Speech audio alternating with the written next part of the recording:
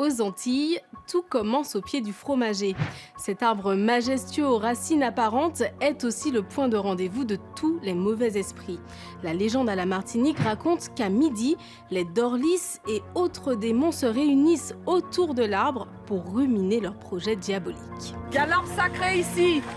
Comment s'appelle-t-il? Fromager. Une fois la nuit tombée, le dorlis, ce prédateur sexuel maléfique, part arpenter les maisons en quête de nouvelles proies. C'est vrai. Il les pénètre par tous les trous. Quoi?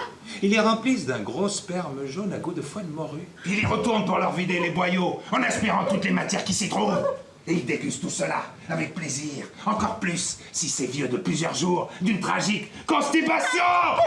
Pendant l'esclavage, la visite du dorlis pouvait expliquer pourquoi le bébé du foyer était né avec la peau claire du maître. Pour éloigner les mauvais esprits, les Martiniquais répandent du sel autour des maisons, par exemple.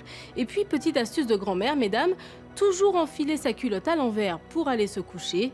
La créature est comparaison, ça la rebute tout de suite. Si je plante mon fromager en Guadeloupe, c'est aux Soukounians que j'aurai affaire. On raconte que c'est dans les branches de l'arbre qu'ils aiment cacher leur peau.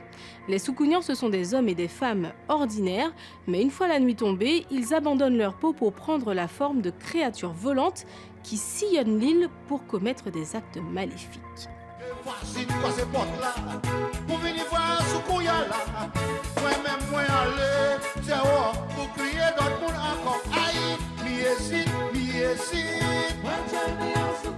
Si le Soukounian se fait voler sa peau, il ne peut plus retrouver forme humaine. Entre les branches du fromager, la légende raconte que personne ne peut venir la chercher. Grand-mère Cal ? Nous voici de nouveau au temps des colonies, à La Réunion cette fois. Grand-mère Cal, une cruelle propriétaire d'esclaves, a commis la faute de trop, réprimée dans le sang une tentative d'évasion. Le lendemain de la tuerie, une de ses captives lui sert un thé empoisonné. La vieille femme est prise de douleurs atroces, elle se transforme en rapace hideux et s'envole dans la nuit. Depuis, Grand-mère Cal hante La Réunion et sème les mauvais présages. Quand on entend son cri de papang, c'est qu'un malheur va bientôt frapper. Tous les soirs dans le carême, et entend Ali crie, tout en maïs, et en paix ça m'a dormi.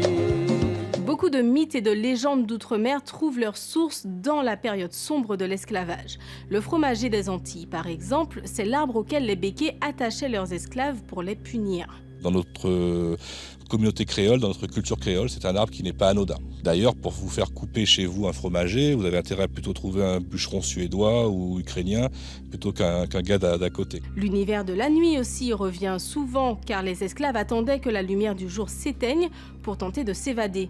Alors les maîtres répandaient ces histoires terrifiantes qui se passaient la nuit pour les effrayer et les dissuader de marronner.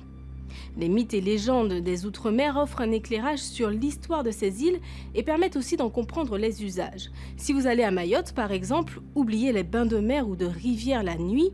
Personne ne fait ça, c'est impensable. Tout le monde sait que les Wanaïsa guettent les imprudents pour leur jeter un mauvais sort.